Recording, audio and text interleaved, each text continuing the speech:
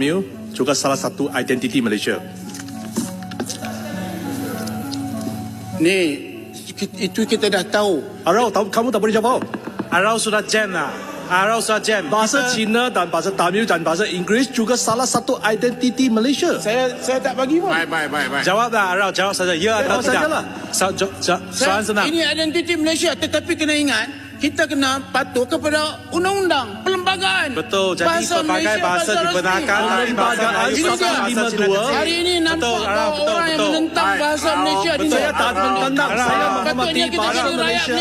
Sepatutnya kita jadi Menteri rakyat KTKT Malaysia baru keluar cintakan negara ini. Betul. Betul. Sudah nyatakan tiada orang boleh larang kami menggunakan bahasa. Arau, Kampa dan juga Raup duduk. Saya duduk. Masa dah habis semua ramai. Saya nak last. Duduk. Perlembagaan bagi